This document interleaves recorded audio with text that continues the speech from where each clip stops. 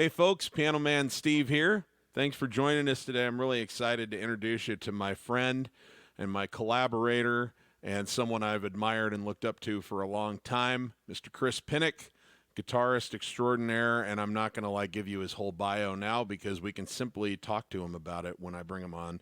So let me bring Chris on here, and we'll let him take care of introducing himself. All right.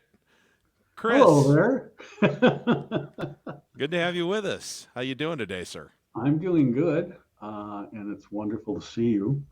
Oh, Uh, it's great to be that kind of seen. thing. It's been having a good time, and I really am happy to see you. By the way, my friend, it's been good. It's been a Thank long you. time since the omelet. Yes, yes. Chris and I have had mostly a sort of a pen pal relationship, as it were. We've never lived in the same place, but we've been doing music projects together on and off since 2015. Actually, I think the first time you did something for me was even a couple of years before that, but that's when I started making albums. And we did Wow. get together one time. We got together one Mhm. time out in Chatsworth, California. Went to a little deli, and I'll never forget. Chris was better behaved than me. He ordered a spinach and mushroom omelet with no cheese. Well, I was showing off. Yeah, and I was like, is there anything in the omelet besides cheese? Bring it. Yeah. Anyway, so Yeah. anyway, the reason why I wanted to do this is a couple of fold. One, Chris has a new album out that we're going to talk about a little bit later. Cool. But also, one of the things that I really want to do a few years back, I had a few conversations that I recorded with some folks that had played music in sort of what I call the big game board somewhere. They'd been in groups or they'd toured with somebody.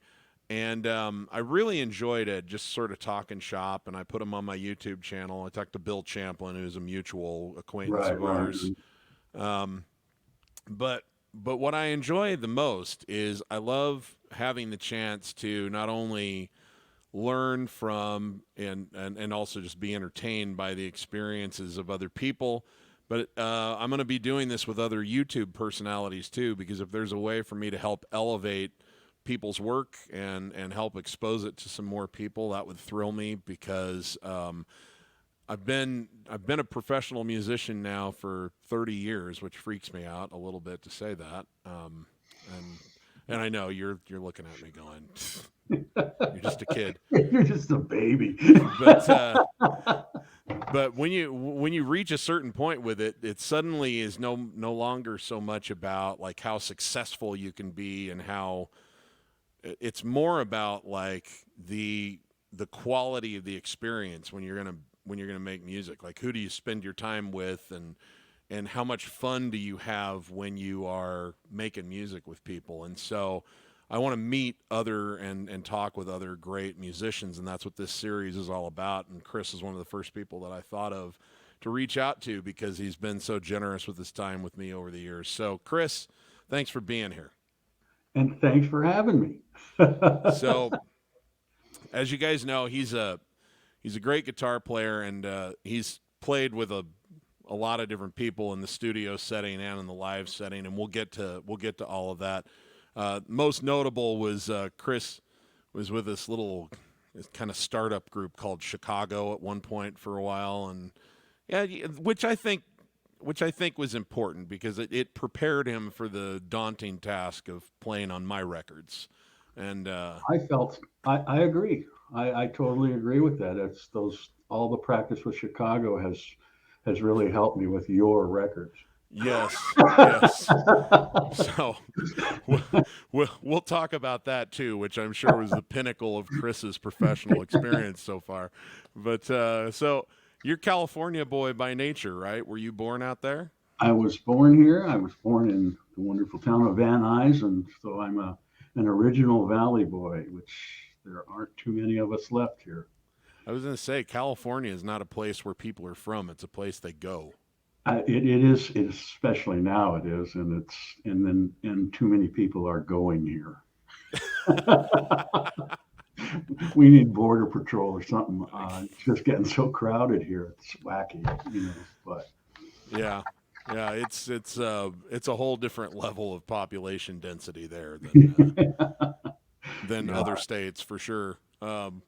Although, I was completely freaked out when I spent some time in Europe in 2019, and I had no idea, but like Germany is like half the size geographically of California, and it has twice the number of people. There's quite a few places like that are much smaller than we would think they are. Oh my goodness, I could not believe the density of population. Like 83 million people and half of what Yeah. California is. So I guess the moral of that story is you got to quit complaining. It's not that bad in California. Oh, okay. Well, I'll remember that one. Why I yada. So I'm almost 70 now. I can complain all I want. yeah, all right, all right. I'll give you a pass. I'll give you Okay. a pass. So you're born in Van Nuys, which tell me a little bit about that town, because like when I'm from Nebraska, Hmm. and I'm from rural Nebraska originally. So to me, California is the northern half of California, San Francisco, and the southern half of California is Los Angeles. That's And the way most people think about it. right. So tell me what it's really like there. Well, Van Nuys, when I was, a little kid, was there were still orange trees and fields of that kind of thing, and they had sort of started building the 405 freeway. In fact, we used to ride our Stingrays before it was built. We could, ride all the way out of the valley practically without getting into any trouble. So that was cool. But Van Nuys High, where I went to school, is where I met most of that started me basically. I mean, I've been taking lessons since I was 8 years old, but I find when I finally got to high school, that's where I started meeting people. And but Van Nuys was a wonderful place to grow up. We did have a few earthquakes. If it wasn't for the earthquakes. Yeah, I know it'd be perfect, but yeah, and I mean, my parents were like, it was a 50s family, 1950s family where mom sort of did mom stuff and dad did dad stuff and I did bad stuff. I mean, no, that was wrong. But so it was kind of just that kind of a family atmosphere, and it was nice. And Right. but So but you there came were from the Cleavers and then ended yes, up being yeah, everything but the Cleavers. you know, it, you know, I would have to agree with that. And I can say that because I did too. My my Yeah, parents my parents just celebrated their 52nd anniversary, uh, and I that's great. am. It is great, but like my life looks nothing like the traditional nuclear experience. Mhm. So I don't know how that happened, but it sounds like we're kindred spirits in that way. Well, I think musicians in general, as they continue on, we have a different brain than Yeah. most people. I mean, we think a little bit different, but that's why we can do what we do. Right. So I it's always tell not a people, complaint. I always tell people, like, to be a music hobbyist, you just have to be creative. To Yes. be a music professional, you have to start with insanity and work forward from there, because otherwise there's no good reason on paper to make this your career. It seems like there would be in the beginning, but that piece of paper disappears real quick. Yeah. You have to do it because the only good reason to be a professional musician is because you just kind of have to, because it's like I'll fail at anything else that I try, and I'm willing to fail repeatedly at this as long as I can keep doing this, and then you'll find your way. If you have that, I think you'll be okay. You'll develop the music part of it well enough. Yeah, I mean, if you just play, you're bound to get better. If you Uh-huh. play doing gigs, you're going to get a lot better. If you play doing sessions, you'll probably even get better than on the gigs because the sessions are much more clinical, you know, Yeah. than, you know, because you can get away, at least I can get away with a lot of stuff live that I can't get away with in the studio. That was the first thing I learned when I started making records was, Mhm. wow, I am not as good at this as I thought I was. You know, I mean, the first couple of words I ever heard from any producer, it was the tape doesn't lie, Yeah. you know, and I don't think there's any more better statement than that, you know. I And I'm would agree. still finding that to be true because now digital doesn't lie. Yeah, I know. And it may tell more truth than tape did. Oh yeah, and then you run into the really fun experience where you finally get like a really good take, but the engineer screwed something up, and so we didn't capture it, and it's like, Yeah. but I did a record not too long ago, maybe 2 or 3 years ago, and we did it up in San Francisco, which wasn't my idea, but COVID was supposed to be a little lower then or something, but it seemed like, I don't know. But we did it in a really nice studio, you know, and I told the engineers came out, you know, they had some amps there. I said, well, I'll use that one, but can you also do a direct signal so I can reamp when I'm mixing this? And he said, oh, yeah. We get done. He said, Chris, I forgot to do the direct track. Oops. So, needless to say, I was stuck with what I had played on the live with the band, and I was also the music director. So it was, but those are the kind of things you just got to go with the flow. I mean, mhm, I can't say, well, since you did that, give us our money, but you know, it right, just doesn't work that way. But it yep, came out good. And then you know, there's been, and I myself personally have lost files of clients. Oops. So it's a you're not weird supposed world. to admit things like that. This is going out to the public, right? Well, yeah, but yeah, don't you have like an edit button or something? Don't they have Yeah, that? Yeah, I'll no, let me make a mark in the yeah, timeline. would you please? Protect Chris's personal brand. Yeah, but yeah, so that I mean that's and all of that learning that you do when you're doing that is it's so much more intense than it is sitting in your bedroom and you know playing out of a Mel Bay book. You know, you Hmm. learn. I mean, you're learning on the spot. That's another thing I was told by, guys older than me, said, always play with people that are better than you know. Yes.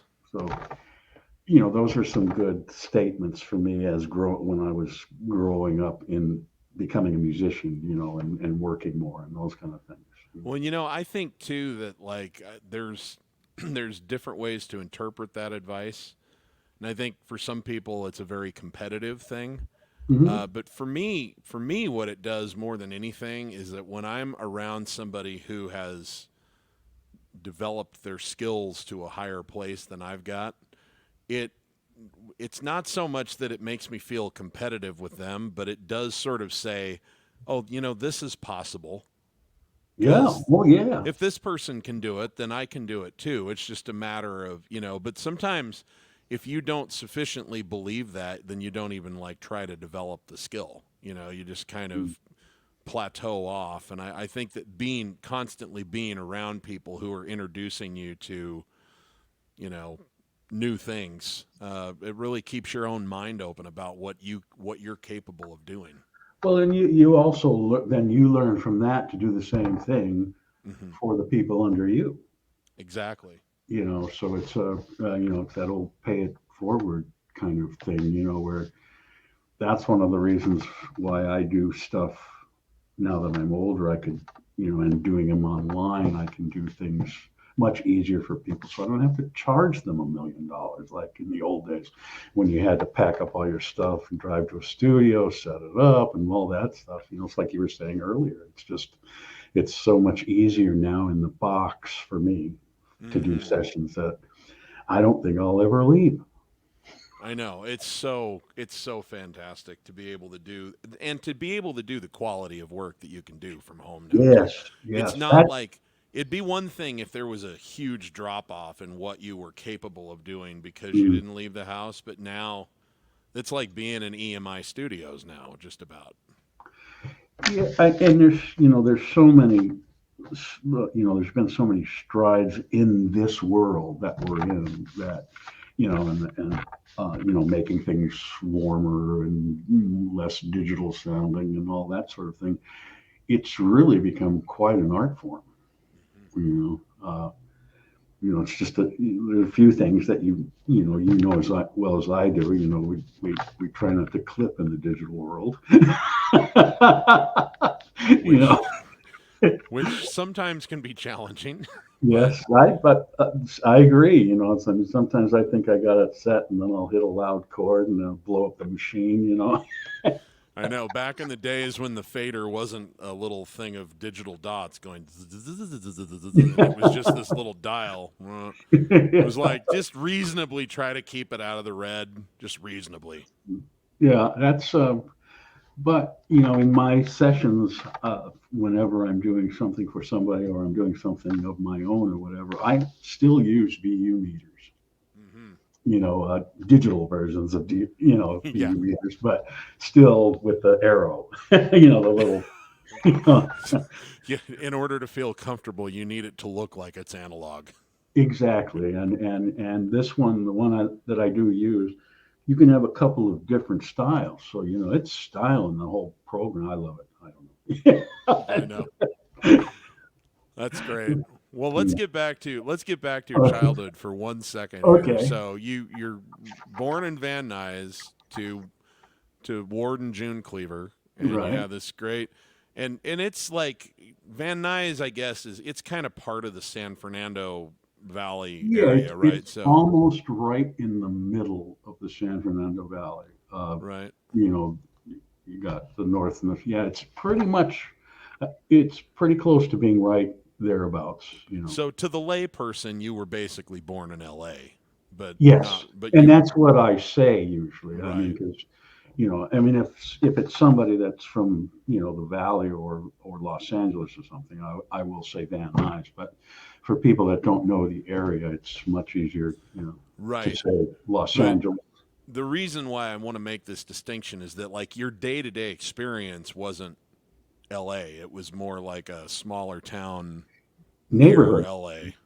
Right. very, very neighborhood, 1950 homes, when they built after the war, they built a ton of them in the valley, and everybody had one, and they were like $2,000 back in those days.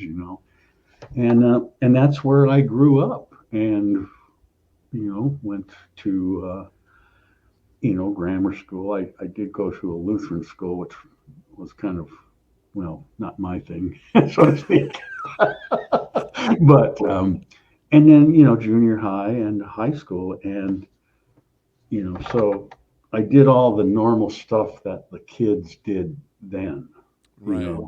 know, we were home before the street lights went on.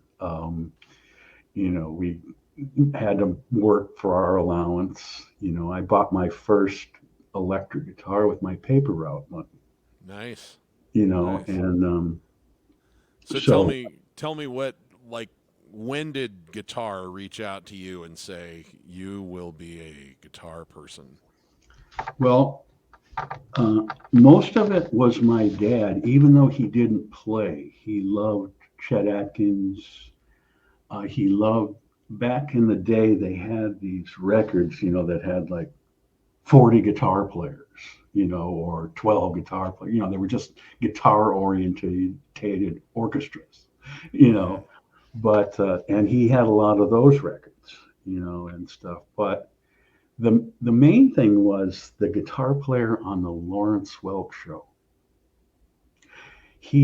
I was a little kid. I kept watching. I go, why does he have to move his hands like that? You know, what's the deal? And then a few years later, it was they had a band at my school, and you know, mostly I didn't really want to. I mean, guitar wasn't my first choice, but it was the only thing left. So, Really? but it turned out to be the best choice. What was your first choice? I probably wanted to play drums, but that was probably never going to work because of you know mom and she's so things like that. But I have a theory that every person in like any jazz and or rock oriented, popular oriented group, I just have this theory that whoops, my bad. Sorry about that. you might want to stop pressing buttons and things. Yeah. Yeah, I might edit that one out. Anyway, um, I have this theory that anybody who's in like a jazz or a rock oriented a group, like every member of the group secretly wants to be the drummer, Yes. Yeah. but only the drummer actually is the drummer. The drummer has no desire to be anything else. I've never met a drummer who was like, I always kind of wanted to play keys, but I guess I just kind of got stuck there. As far as they're concerned, there aren't any other instruments that are necessary. Well, yeah, but that's a drummer's point of view. Now, from a guitar point player's point of view, there's nothing more important than the guitar, and the guitar should always be the main featured instrument, whether there are vocals or not. Okay, Okay, I'll probably that get in a little trouble for that one. that I'm not gonna lie. That's been a common theme I've observed too. Okay. No. All I know is that my instrument got left in the dust by about 1959, and there've been like two or three of us that have like clung to dear life for it. But anyway, beyond that, so you loved your dad's records, Hmm. and then you were in the school band, and the guitar wasn't your first choice, but it was the best choice, and it kind of showed up. So now I imagine, like, I always kind of wonder this because coming from me, I grew up in the 80s Hmm. when I was a little kid, and then I came of age in the 90s. And I'm living in rural Nebraska, and show business was something that happened a gazillion miles away. Like, Right, it right, right. felt very unreal to me. I don't know whether I would have tried to pursue it at like the national, international level if I had lived in somewhere close to Nashville or somewhere close to LA. But I do know that that was a factor, at least a factor, in why I never really took it seriously. Because I just at that age, I personally was not mature enough to like leave the roost and be so far away from home and then go deal with 10,000 rejections. Right, And not yeah. be able to go back home and have my mom tell me that no, you really are good. So I don't know what role did proximity to show business play in your interest in pursuing it for real, for real. Well, once I started playing, and taking lessons, it became sort of my life. Mm-hmm. I don't, it's just some people that happens to, some people it doesn't. I was lucky to find it.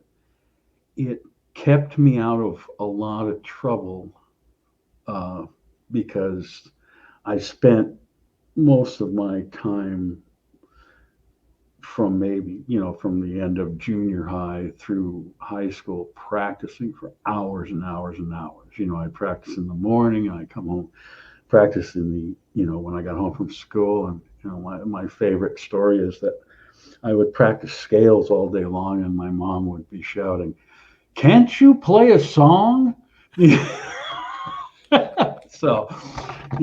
So, but she was so cool. I mean, I got a lot of support from my parents, in that. That's awesome. After high school, or even actually during high school, I started working gigs and Right. continued on from there. I started playing in Watts with a funk band, and it was called the Handicappers, and the other guitar player was in a wheelchair, but he was the funkiest guitar player. I learned so much from this guy watching him play. Just back, back. You know, he was just could spank that thing. That's awesome. you know, That is awesome. but so that was one of my, Right. you know, one of my starting things, and then then I started doing everything else, holiday inn tours and whatever. Right. Well, because that's the thing. Like I started playing gigs too when I was like 14, and Mhm. I just never broke out of Nebraska, but I never really tried either, And it was like I became kind of a big fish in kind of a small pond, and I think that the unfortunate thing about I mean, I don't look back with a lot of regrets. I'm really grateful that the internet exists so that I can do what I do now, but there's a comfort that comes from that, and as a result I didn't spend as much time around a lot of other great players Mhm. because I just wasn't where there was a mecca of them all kind of descending Yeah, in. yeah, And I think that would have I think looking back on it, I wish that I had done that, just not even to succeed, just to go and just be in the scene and be around all these other fabulous musicians mm. you know It's a whole, uh, aside from just playing whatever instrument you play, it's a whole, you have to also learn how to do the business thing, the schmooze, the hangouts, the going to the jam sessions every time you could find one, all of that stuff was just part of it, and that's what we did. And hopefully somebody you were jamming with liked you, and they called their friends, said, "Hey, try this guy," and then we're hoping that it mushrooms, and and eventually someone down the chain was a person of some influence that could. yeah, exactly. It takes a little while to find that person, but Right. but but so So that, and that, what was your first big break? well, I think my first big break was would have been with the first notable person I had played with would be Spencer Davis. Nice. Uh, but I'm not necessarily, I'm not sure I would call that a break just because he wasn't what he was, Right. there was no Stevie Winwood, there was none of that stuff. So it was a little different ball game. But it was still like a chance to go play under a big bill. Yes, and it was a lot of fun. It was a great band. Um, in fact, there's you may have seen it. There's a midnight special video of it with we had a singer, Buddy Stolar, who was quite the rocker. He would dance and jump, and he was a wonderful entertainer. You know, but it's just, and everybody thought he was Spencer Davis. Right. Right. Well, let's as long if they think that and it gets them to buy the tickets, Yeah, yeah. let's I just mean, let that's that be.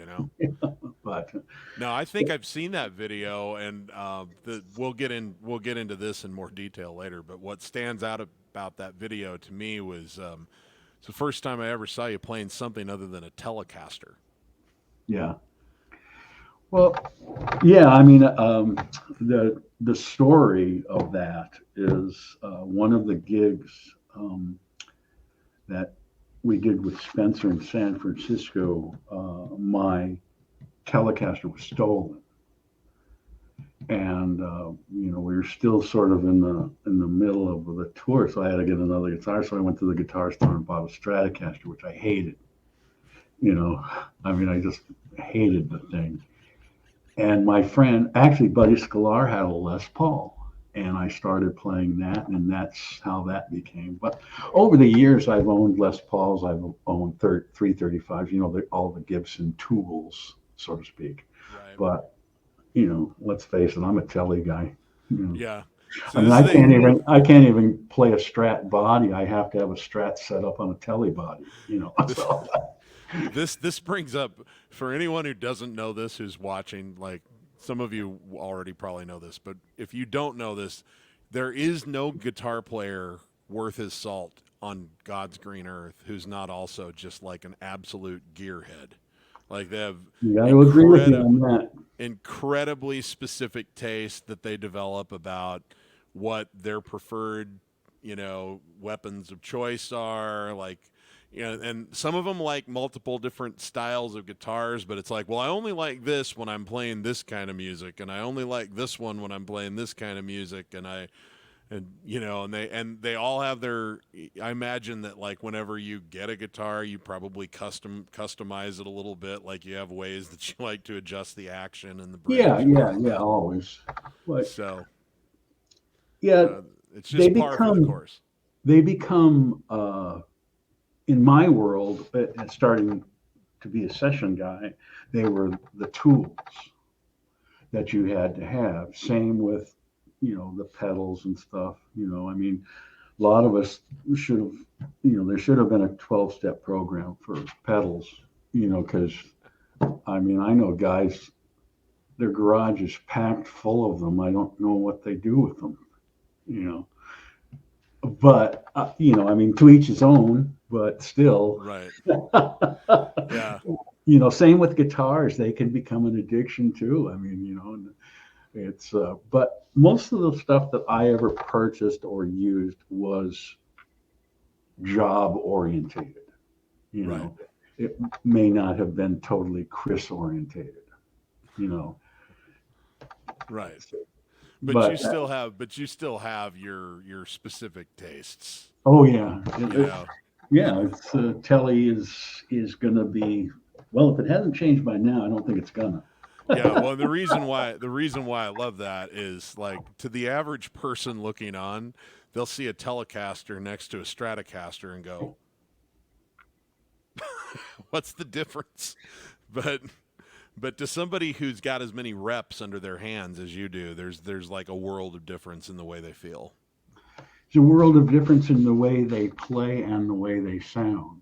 Because I mean, the main reason is, a stock Telecaster will only have 2 pickups on it, and the Strat will have 3. So the Telecaster only has, I guess 6 sounds or whatever, or 3 sounds, different sounds, and then the Strat would have 6 or 5, depending on how you wire it.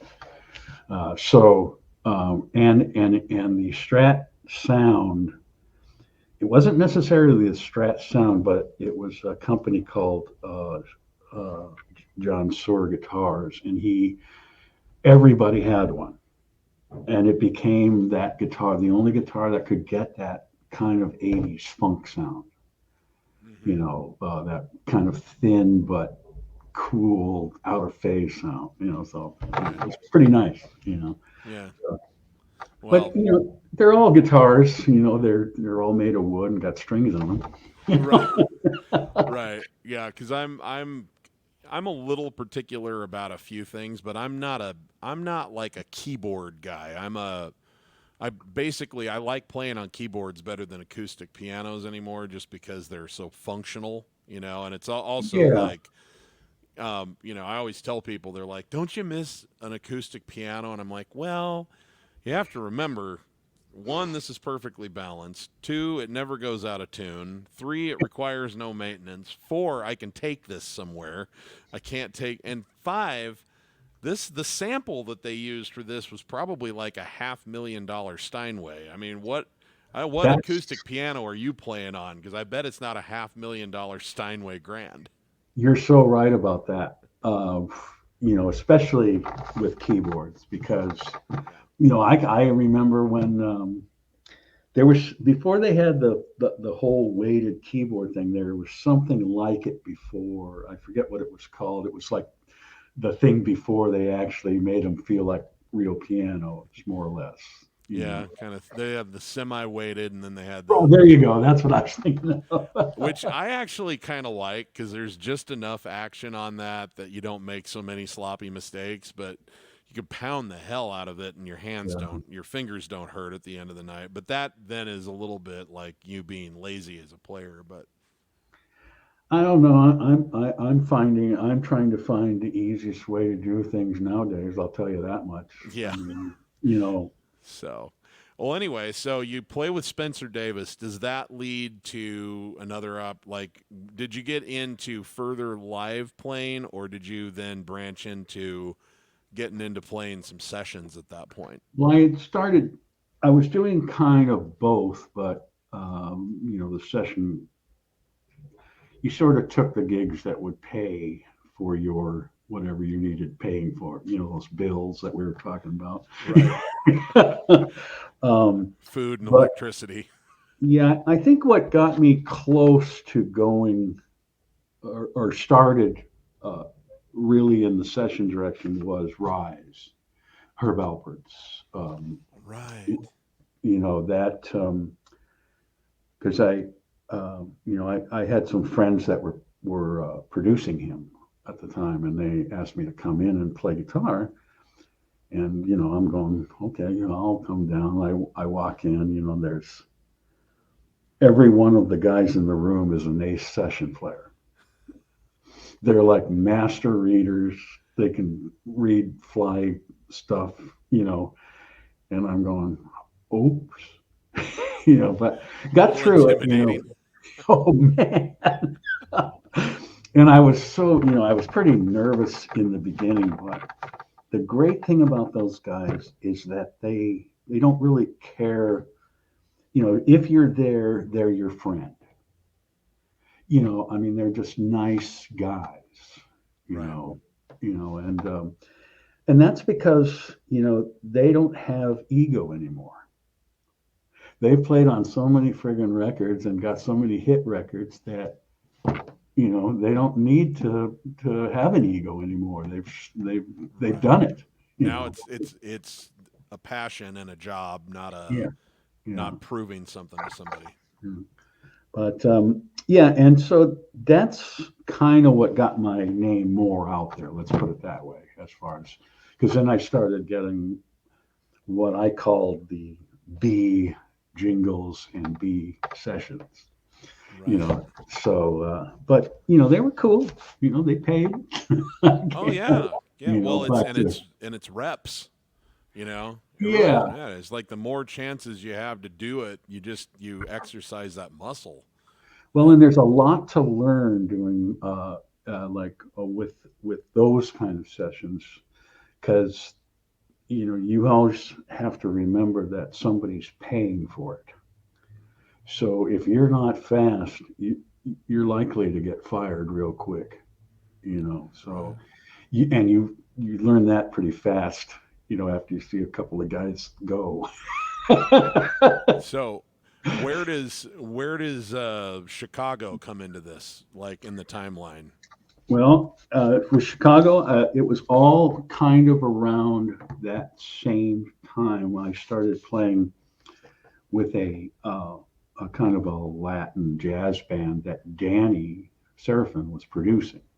Danny Serafin, for those of you who are watching, is the original drummer from Chicago and was pretty interested in the business side of things at that time for the group. Well, he was producing, and so he started using me on some records. Well, one was that Latin band, and then there was a guy named Angelo and a band called Dakota, which some people seems like people know who they are, but I didn't know who they are at the time. Oops, sorry, Dakota.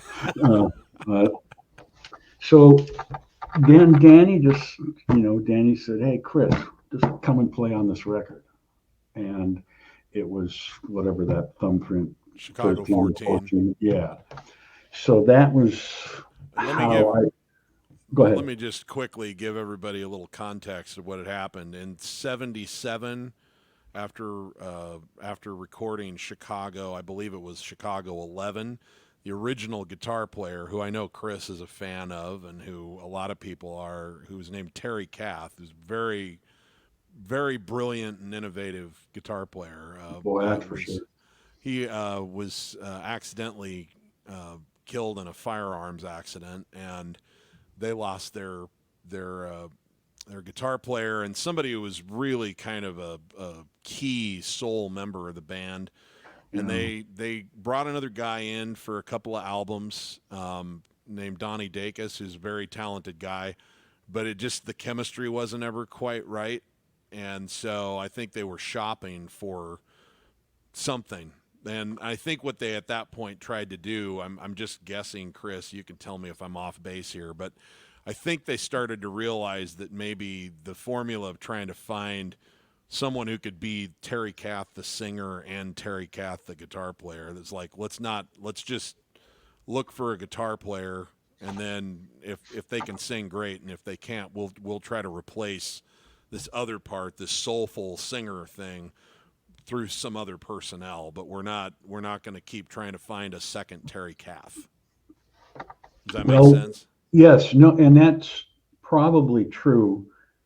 I didn't, my feelings on Donnie Dacus are not the best. I'm just trying to be nice. No. It's not so much that. It's that. Well, you could edit this out if it doesn't work. But when I first got in the band, they called me to go to Danny's house to rehearse.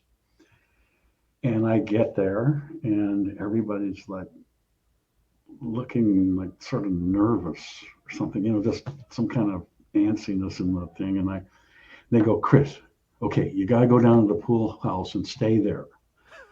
Because Donnie Dacus was on his way to the rehearsal. Oh, Nobody, apparently, they forgot to tell him that and Donnie is mad at me because I told that story in that thing they did, the documentary that was on CNN. But he's mad at me now because he says he doesn't remember it that way, but I wasn't that drunk that day. So no. Well, it was an awkward situation to be, boy, to say the sure. least. But after that, we were just rehearsing for the record, the thumbprint record, and after we did that, they went out. They had a tour. Needless to say, at that time things weren't the best. Right, because that's the thing about your arc with Chicago that's really interesting to me. If anyone doesn't know this, Chicago was massively successful in the early and mid 70s, and that kind of peaked out around 77. And then in 77, 78, and Terry Kath died, and it really threw the band into a bit of a funk, and they kind of had a period of decline. Yes. And 14 was probably their lowest ebb, and it was right before they got released from I think it was Columbia at the time, Columbia Records. And then they started this renaissance period, and so you got in on the lowest ebb, and then you hit the commercial peak with them too. Right, and got out with Still My Sanity, I guess. Exactly. Well, I'm not going to say no. I wasn't sane, but you really got to see two sides of a story there. Yeah, it's back then, most bands had issues. Be it 400 wives, be it habits that aren't that good, or just being egotistical idiots. Chicago, the guys in that band were really nice, but they were having, and I was happy to join them, in their stuff that they maybe shouldn't have been doing. But after that, they asked me if I would just go on tour, and that was the tour for that album, the Thumbprint album.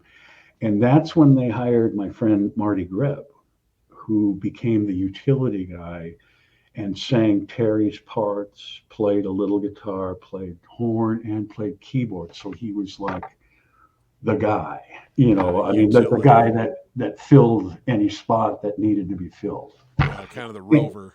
Yeah, and he could sing. If you closed your eyes, you wouldn't know it wasn't Terry. It was pretty incredible. Wow. Yeah. So, but anyhow, that's how they filled out the band at that point.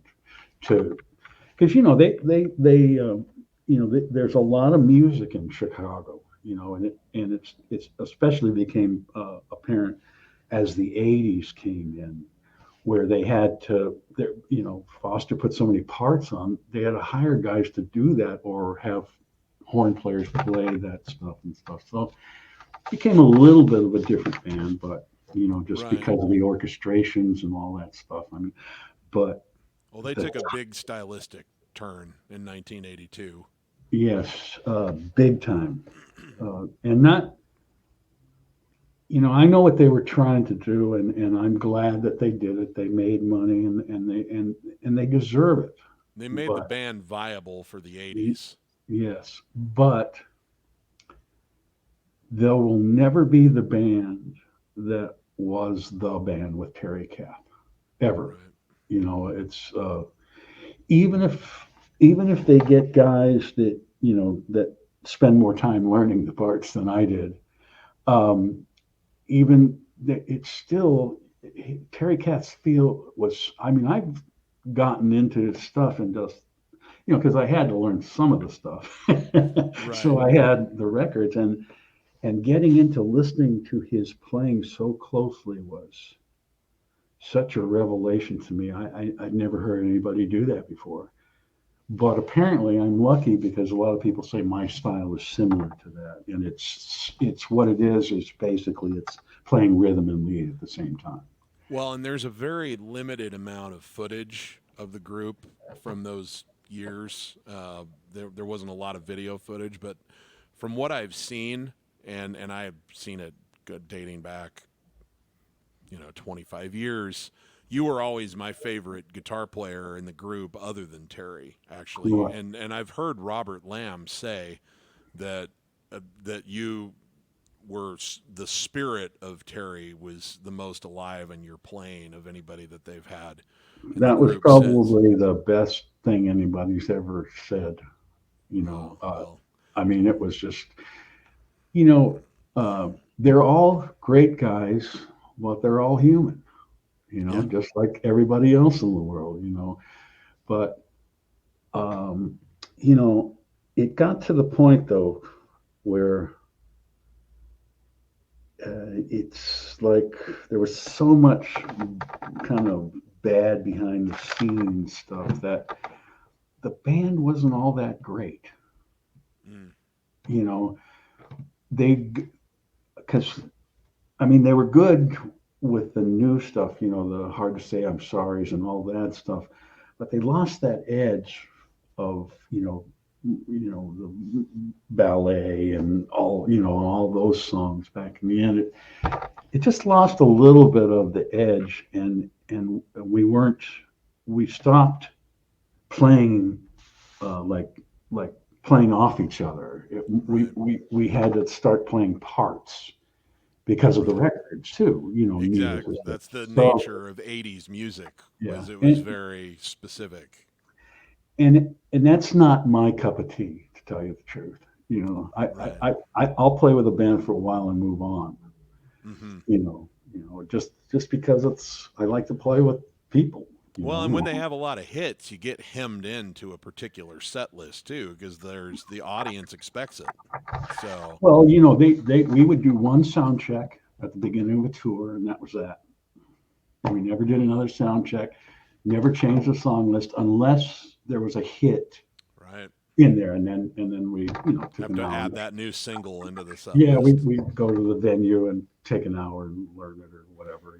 But Yeah. for the most part, we didn't do much, except the traveling and go to the show and play. And you know, we had one of the best people that I ever met in that whole thing was Hank Steiger, the guitar tech for Terry, who was just the best. He helped me so much. I remember he came up to me when we were getting ready to go on tour. He says, "Oh, what kind of strings you use?" I said, "Well, I got some in my case." He says, "Well, no, I got to buy a box or so."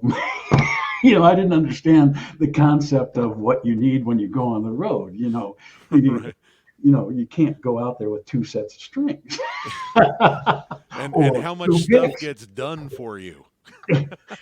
Well, I mean, I can say 99% of the time when I pick up the guitar, everything was perfect.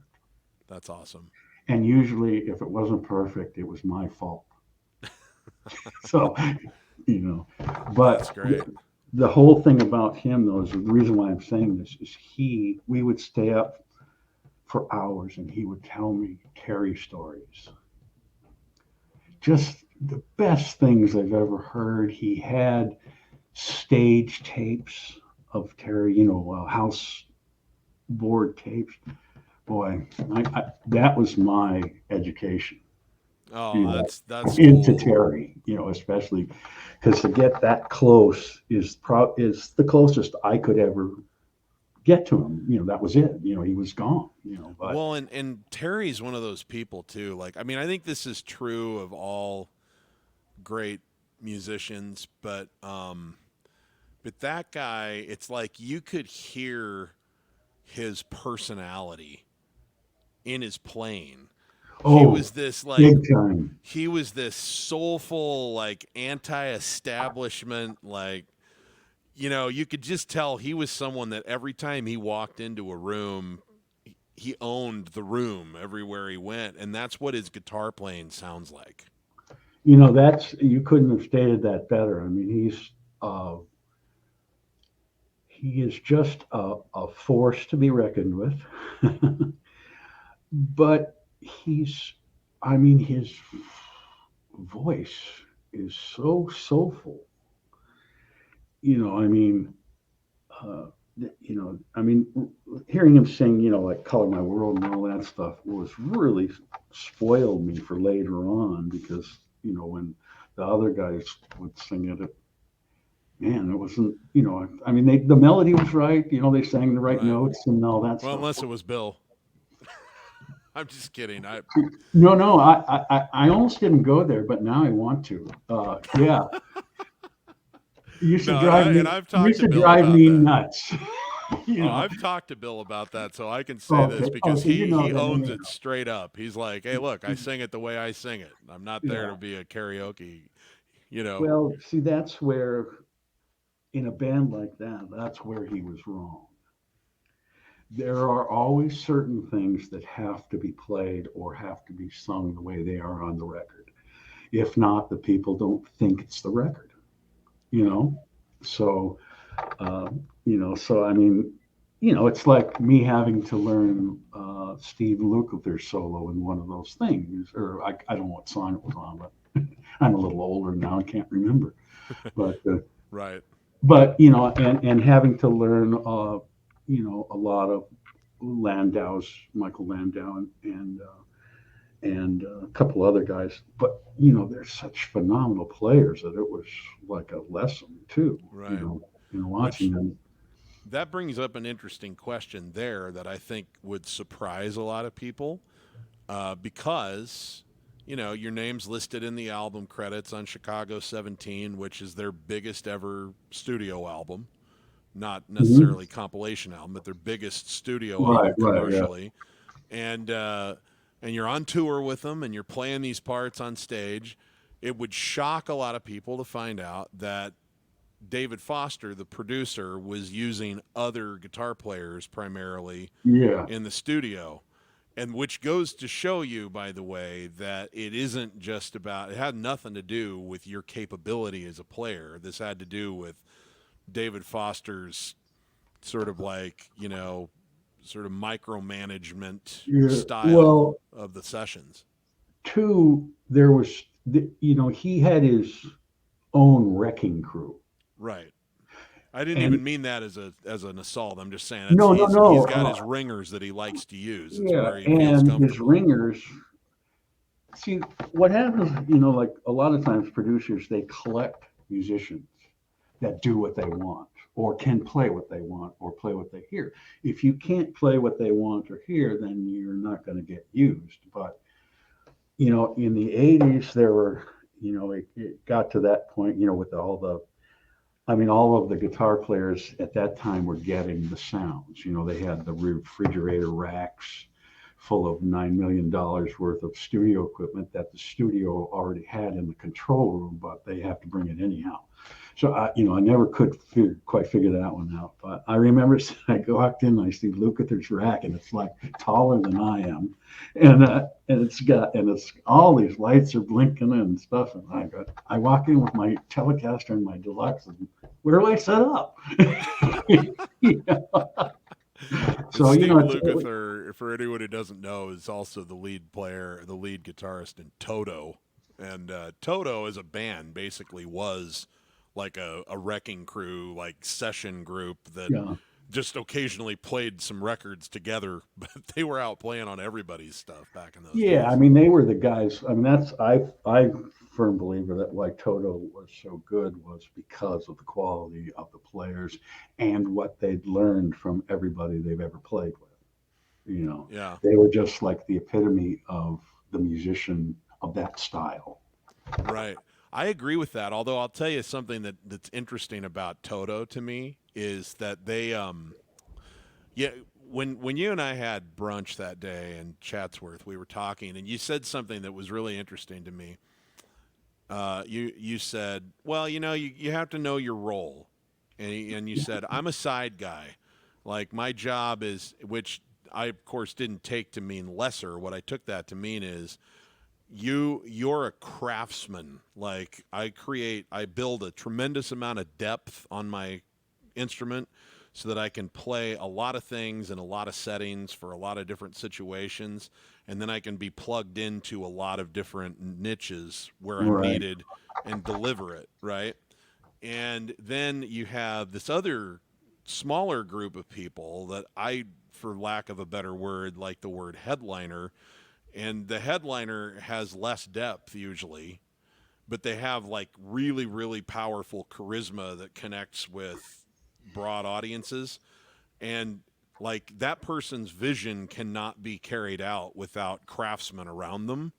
Right. Right. Right. Yeah. So there's like this There. symbiotic symbol, or excuse me, circle. But Toto was successful, but not as successful as some of their contemporaries because the whole band is craftsmen.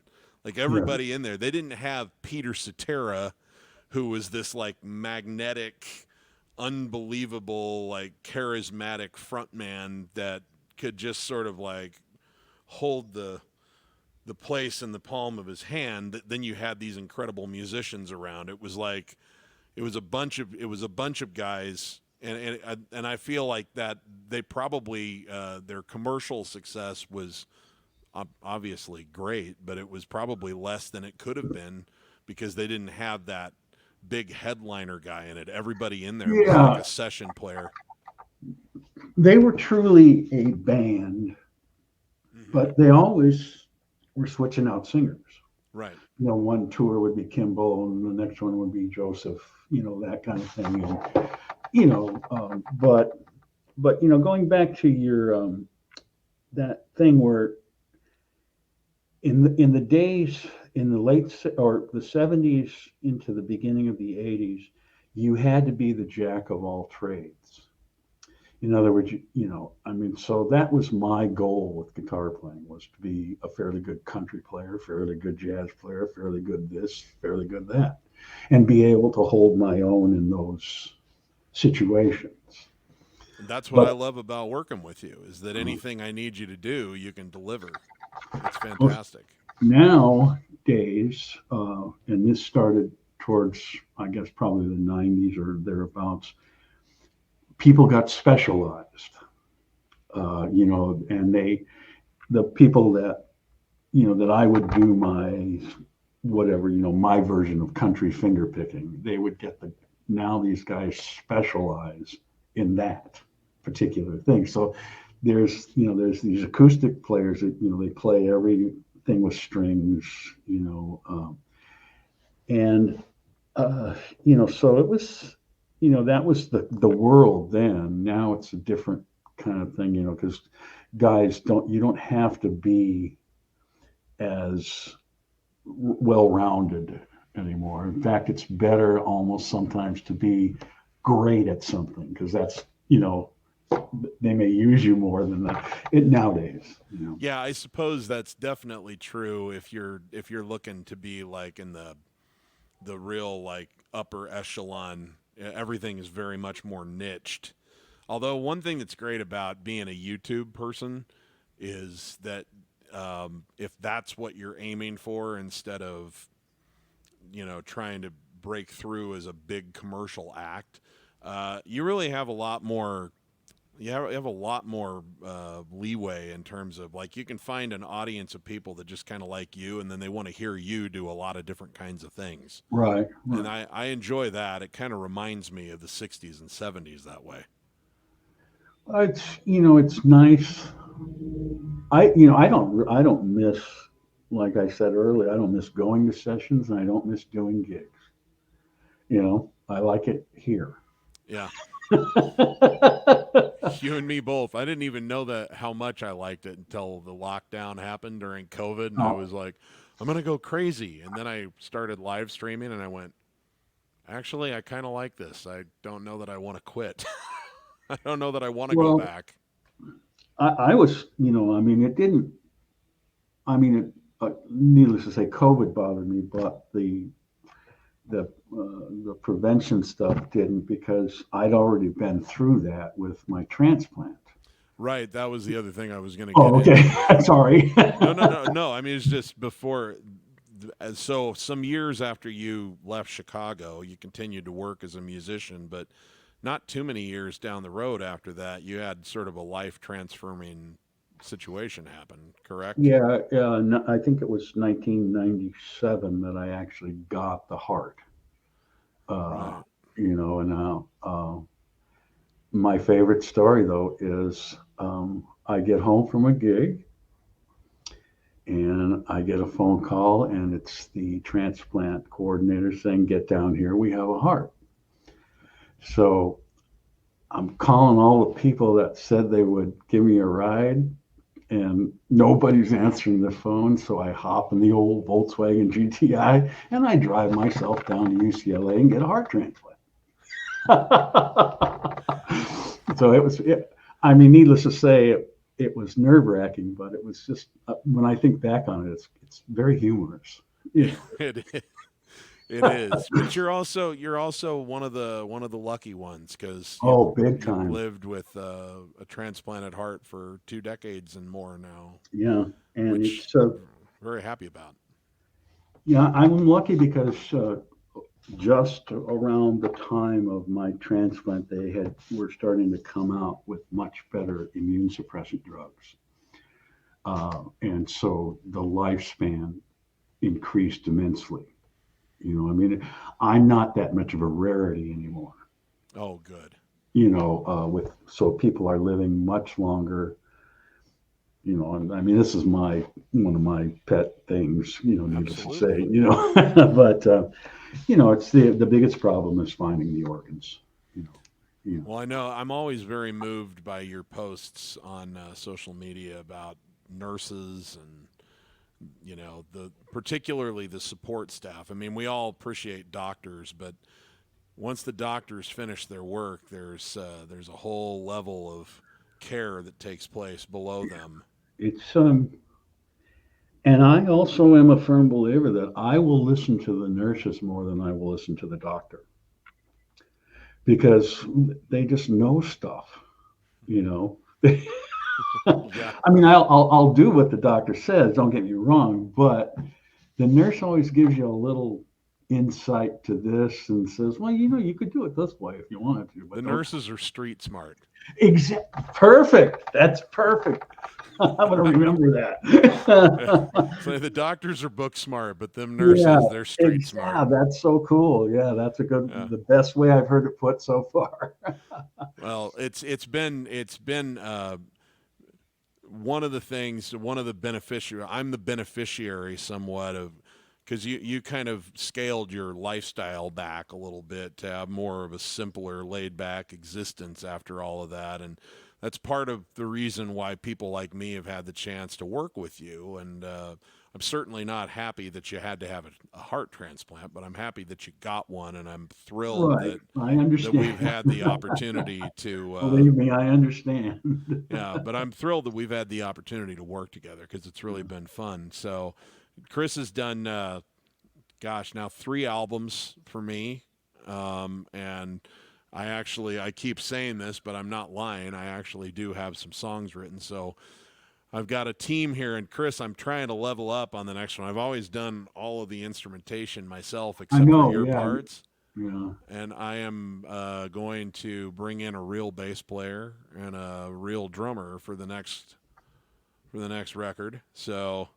Oh, cool. Yeah, I So think you mentioned that, I think, in one of the emails or something, and it kind of it made me happy because even though the stuff that you do it sounds wonderful, you can never quite replace the real thing with yeah, uh, as far as feel goes and the tonality of it. and You know. it's really been more than anything. It's mostly been a financial decision to do it that way. And we all have to.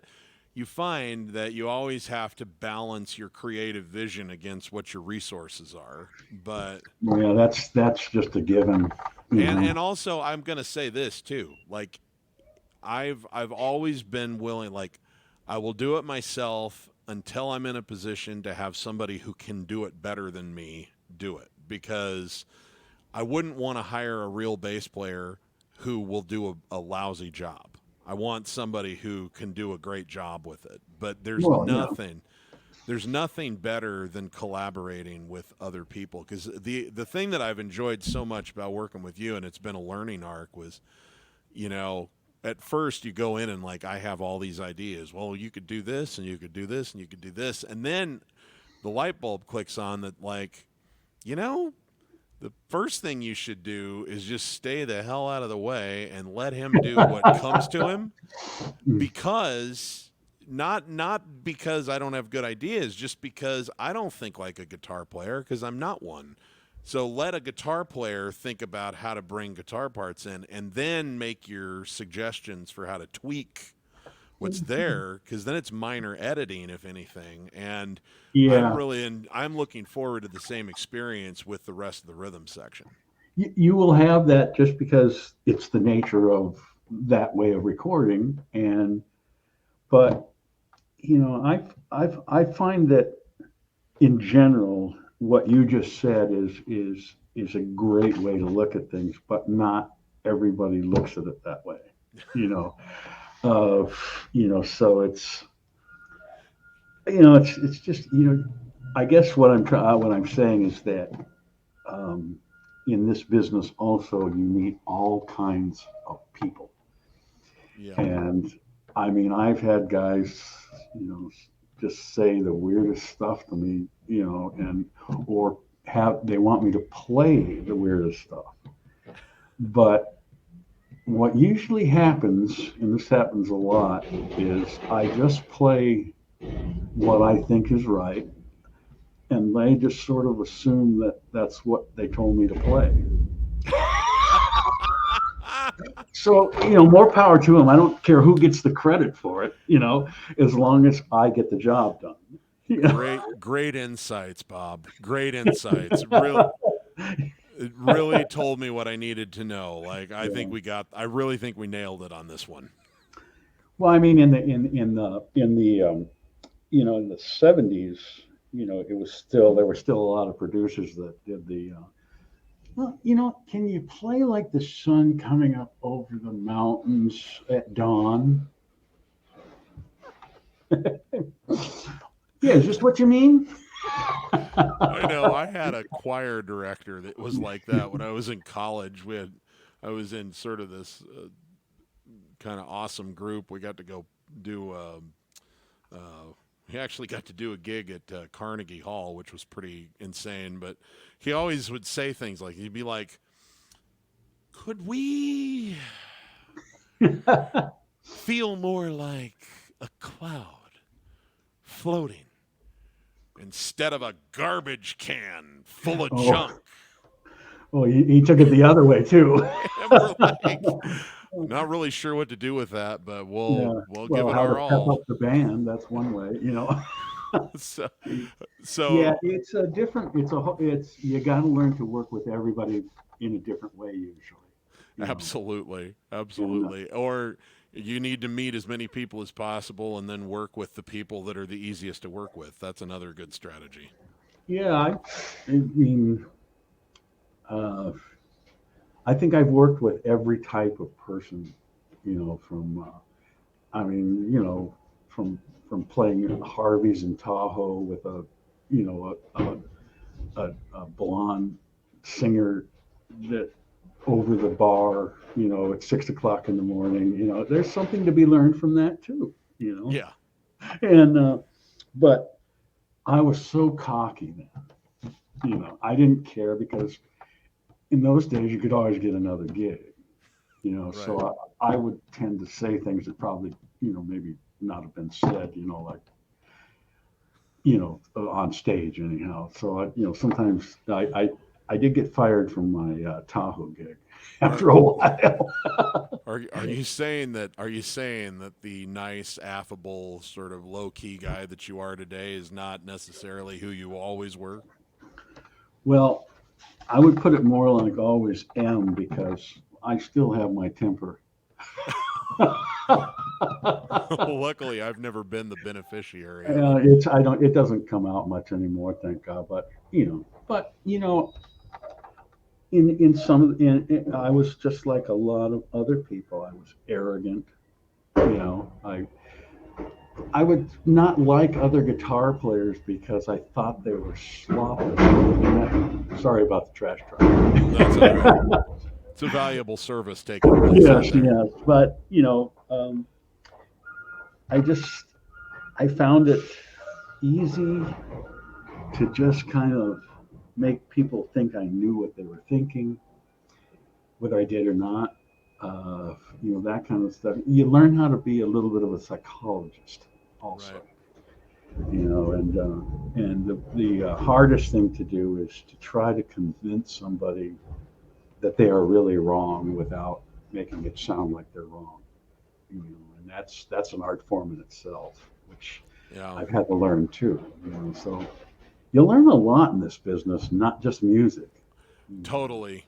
Totally. Like sometimes it's I think it's a lot like I know this I don't I I've been in relationships where it's like I'll be with a girl and she'll buy an outfit, but like she tried that one on first and it was clearly the best one, but she needed to try on 5 other ones to be sure that it was the right one. And you know, sometimes you just have to go on that ride along with that person and let them find, you know, instead of just saying, no, that's the right one. Just leave it. Just leave it. That's good. Well, you know, I mean, along that thought line, I mean, I've had people, you know, have me do 10 or 12 solos, and then I think we like the first one better, you know. You know, and it's all you can do is not say, well, of course you did. You get, you know, they get stale after a while. So, No. so let me pivot to our final topic here because this is Okay. something I wanted to. I just wanted to bring up. Chris has just put out a new record. It's called "Glad I Got the Blues." It's on all the Uh-huh. streaming platforms. Tell me a little bit about it. Did you do this kind of all by yourself, or did you have some help? Like, I mean, I I heard have, some vocals, obviously, but I'm just right. tell me a little bit about the My production. friend, Guy Man Dude, who is one of those guys that can play everything. He's a wonderful drummer, a wonderful piano player, and he's a brilliant guitar player. And uh, he used to be one of those speed guys, metal guys, you know. And I just, you know, but we've been friends since high school, and we started working on some stuff, just a little bit here, a little bit there, you know, in the last years or so, and then he sent me a little CD of it of what we had done, and I took it and I said, wow, that's, you know, I mean, I knew it was good, but so I took it and mastered it, and got it up to the streaming levels, whatever the hell that is. The noise, Yeah, the I volume, don't. or the loudness war, whatever it's called. But and then I just, he's, he helped me a lot, and that's him singing on the stuff. And there's a song on the record that we actually play guitar together on. Hmm. So he's helped me a lot with this project. But what, after I mastered it, I started looking around, to all the uploading services. And at that time, I think I wanted to be PreSonus One, Studio One, their thing. So I was using them, but it just, I was just kind of moving along that way, and I mastered it, and I went to DistroKid. I don't know if we That's can who say I that. use. They're Okay. fantastic. Yeah, and it took me a little while to learn the program and learn the art making program. I'm a computer guy. The art making program. The one where you put pictures in It's a highly technical term there, yeah, the art yeah. making program. But it took me a couple of times, but it's been up. I think it was March 24th or something like that. yeah, March 24th. So it's been up a little while, but from I guess, but it seems like it's doing okay. I don't have any numbers yet, but all my friends on Facebook are pretty. I was I thrilled. enjoyed the heck out of it, man. Like I know there's some covers on there. I'm not familiar with all of the songs on there. Are some of them original, some of them covers, or are they all Yeah, covers? some of them are originals. I mean, like the blues is just the blues, Right. CP blues. Well, I mean, I heard some Jimi Hendrix on there Yeah. for Well, we example. did Purple Haze. Why Don't You Love Me Like You Used to Do by Hank or whatever, and I think there's one other one on there, but My you favorite know, one was the throwback to the Allman Boys, yeah. Uh, Greg and Dwayne. Yeah, as I don't play a lot of slide, but it's one of those things that I learned how to do as we were talking earlier. Now they have these guys that specialize and can play anything on their instrument with a slide bar. But back then, we just kind of learned how to play the few little blues lines, and we could pull it off. But so that's why there's so the slides are, but it came out better than I expected, and it's most well, actually all the guitar solos were done with one take, which is one of the reasons why it sounds livelier. I was gonna say it had it like that. I was gonna say it's got the word that I was gonna actually use for it was the record sounds alive rather than produced Yeah, well, in one of that way. those one of those reasons is Guy is also he's a wonder in the studio. He has those ears that a lot of us don't have, and that's why I was lucky to have him. Even though we're friends, I'm still lucky to have him help me. Right. But yeah, because we started playing in bands in high school. He was actually a guitar player at the time, and then he saw me, and then he switched to drums, and I became the guitar player. So who knew? Match made in heaven, man. Yeah, That's so fantastic. yeah, Well, we've stayed friends for a long time. It's pretty great. well, But it's really a fun record, and I'm going to put links to the. I'll put them down for YouTube Music, Spotify, and Apple Music, which are kind of the three big yeah, those ones. seem to be the main And ingredients. they'll be down in the description here, and any other links that Chris decides he wants to share, I'll put down there as well. But you should check it out, guys. It's fun. It's a fun record, and it'll also give you some insight. This is the same guy who, when you listen to my records that are on those same platforms, except for one song out of everything that we've done, I had one tune that I had done with a friend of mine that I know from Kearney, Nebraska, years ago that I kind of resurrected out of mothballs, and I liked his guitar part, so I saved it even though we had not recorded it particularly well, and I had my audio engineer try to poof it up a little bit, and then I re-recorded everything around it. But other than that one tune, Chris has been the guitar player on everything, and I just could not be happier with the results. Whether it's, and this is the other thing that I really love about this is the highest compliment I can pay to you as a musician, is not technical prowess as much as, I mean, you have plenty of that, but the thing that I appreciate most is that you listen to the song and you serve the song with your, it's like, I don't know how to say a nicer thing about a musician, because I think that sometimes when you get, particularly guys who are highly skilled, it can be sort of an exercise in, well, here's everything I know how to do. Well, And I it's still like, do that too.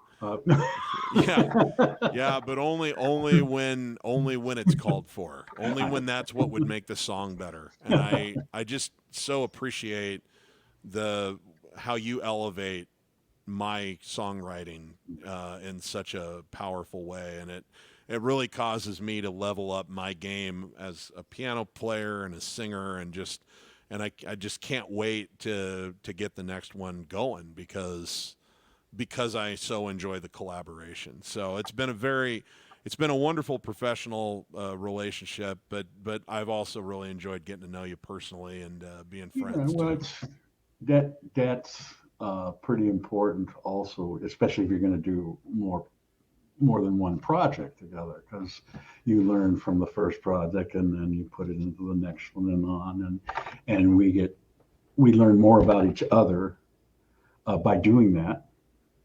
And so it's for me. But see, your songs, the things I like about your songs is that they're well written, for one thing, and there's always it's always easy for me to find guitar parts for them. So, I mean, to me, my hat's off to you for that. Well, I mean, you that know, means they're great songs, because if I have to struggle to get a part, it usually means that the song might not be so great. well, I appreciate that, and I'm always eager to make space for you and in what I'm playing, because there's always so much more. It's kind of like what I've learned about, a good movie. You have your leading man is an important role, but like all of the flavor, all of the fun, everything that makes that movie, flavorful and fun. It just can't be the rice. You got to have vegetables and seasoning, and that Yeah, comes from your character actors who come in and steal the scenes when they have their they're shots. the group. It's got to be, Yeah. and that's always, and when everybody is working as a group is the other kind of important thing, because sometimes there's the stickler, who thinks he might know everything, so Yeah. you got to get him out of the group. So listen, Chris, Yes. this has really been a joy for me to have this conversation, and to everybody, check out not only the new record, but follow Chris on Facebook. And if you are doing a project where you're writing songs and you're looking for someone to do sessions, Chris is very reasonable. You can reach out and talk with him about, pricing and all, and process and all that kind of stuff. It's a great way to elevate your own sound. And I know that on occasion you even do some Skype guitar lessons, so that's something you can Yeah. inquire about too. So everybody, please learn more about my friend Chris Pinnick. He is a real gem in the business, and just been nothing but a pleasure to work with for me. So thanks for your Very time, cool. man. Thank you for. I mean, that's just been great. I mean, just getting to talk is wonderful, and to see you.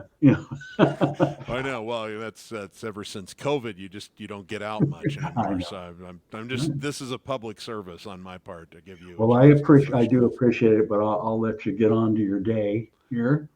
Yeah, no problem. Hang loose here for a minute after I cut the recording off, and I'll. Okay. All right. Thanks everybody. We appreciate it so much, and check out Chris's links. And remember, for all you musicians out there, if you're not having fun when you're making music, you're doing it wrong.